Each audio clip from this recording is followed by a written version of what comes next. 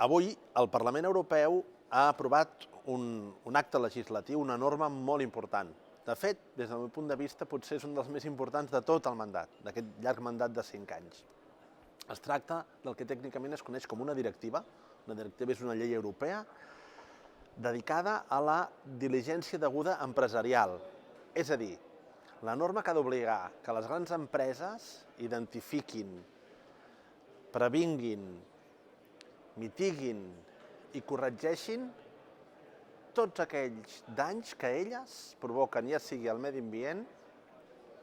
a nivell de drets humans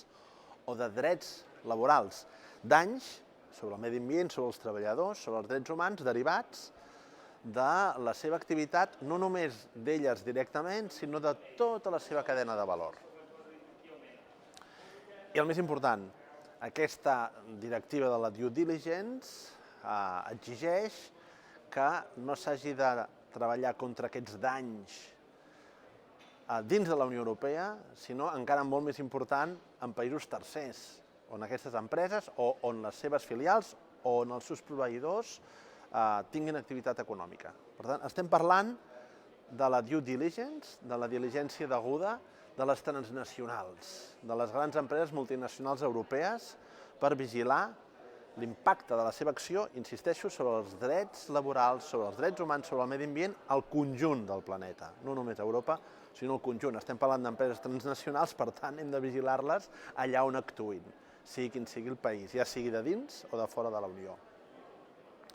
En aquesta directiva es parla de sancions per les empreses que no compleixin amb aquestes obligacions. Aquesta directiva no es queda només en l'àmbit dels principis generals, de les bones intencions, de les bones paraules, sinó que estableix mecanismes concrets per garantir l'efectivitat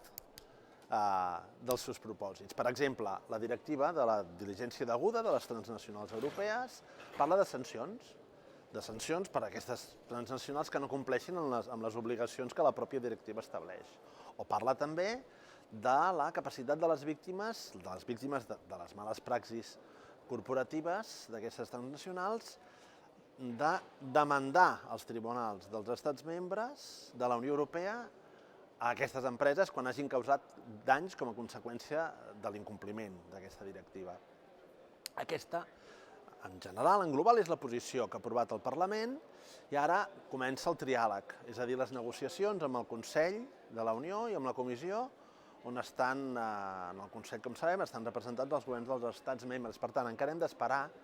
és veritat, a veure quin és el resultat d'aquesta negociació. La norma no serà plenament vigent fins que no hagi estat acordada a 3 bandes, però sí que és veritat que el que ha aprovat avui el Parlament ja posa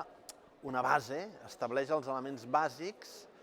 sobre la qual s'ha de fer aquesta negociació, i aquesta posició del Parlament Europeu, la que hem aprovat avui, el que fa és recollir les demandes històriques de la societat civil, les demandes històriques de tot el món de les ONGs, de medi ambient, de drets humans, que fa anys que denuncien com les corporacions violen drets humans, laborals i mediambientals en països del sud. Per tant, és aquesta demanda històrica, sobretot en els sectors on hi ha més alt risc de violació de drets laborals, en els sectors on hi ha més alt risc de dany pel medi ambient, assegurar que es respongui per aquests abusos, sobretot quan aquests abusos es cometen en països en via de desenvolupament, insistim.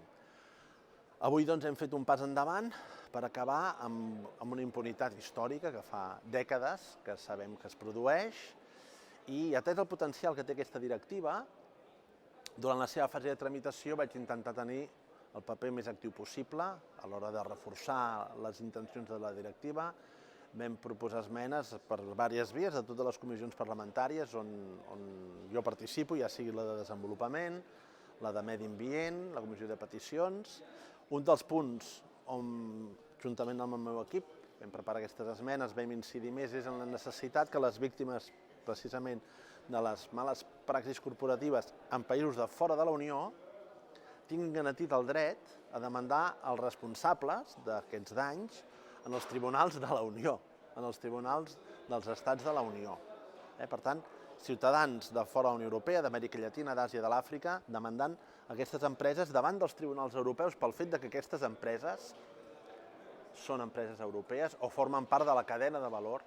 d'empreses europees o són proveïdors d'empreses europees. Aquest va ser un dels punts amb els que nosaltres vam insistir més i vam aconseguir que s'incorporés i que s'aprovés. Podem estar realment avui satisfets de la decisió que ha pres el Parlament Europeu. Moltes vegades costa fer arribar la feina de l'abast que fem al Parlament i en canvi crec que aquest d'avui és un bon exemple perquè aquesta directiva, que ara un cop sigui ja plenament acordada amb el Consell i amb la Comissió, els estats s'hauran d'acabar incorporant a la seva legislació, però en tot cas aquesta és una directiva que demostra que el Parlament Europeu sí té un paper real, un paper efectiu a l'hora d'impulsar reformes que ens permetin avançar pel camí de la justícia social i ambiental a escala mundial. Avui, sens dubte, doncs, podem dir que ha estat un gran dia.